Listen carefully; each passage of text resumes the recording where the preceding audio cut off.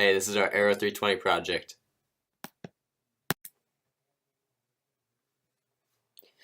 This video is our chosen dynamic system, which is a cat's ability to land on its feet when initially upside down. The following is an analysis of how this is possible. Features of our dynamic system include front body, rear body, and tail. The mass of the front body and rear body are assumed to be equal at 2.5 kilograms, and the mass of the tail is significantly less, but not negligible at 0.5 kilograms.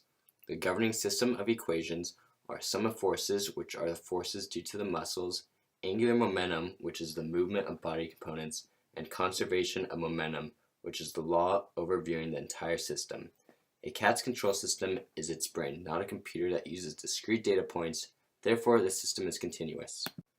Inputs. The perception of support of the body based on where the cat experiences applied forces allows the animal to orient itself in space. For example, the force of the ground versus the lack of force of the ground during freefall. Furthermore, visual cues are used, such as the angle between the line of sight and the ground, as a large part of an animal's sense of orientation is its use of sight.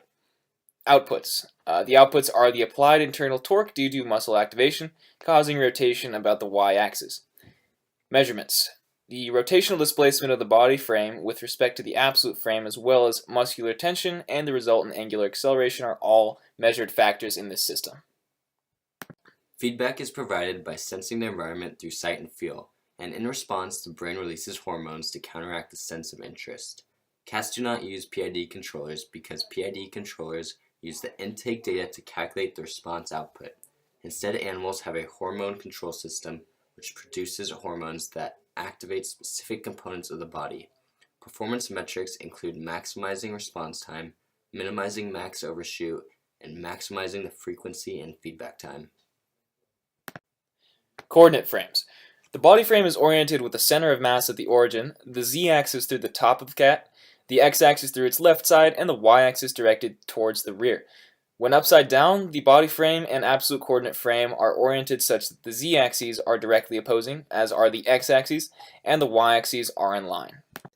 At time step of 0, the cat has not been dropped and has not made any corrections. Therefore, the angular momentum of each body component would be 0. At time step 1, the cat has been dropped, and using its muscles, it rotates the front of its legs or body around clockwise, which creates an equal and opposite reaction with its hind legs.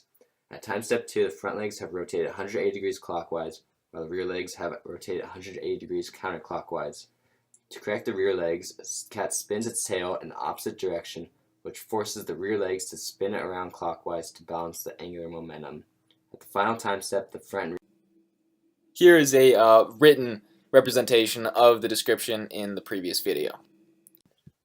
And lastly, here is the Simulink representation of our dynamic system. And thanks for watching.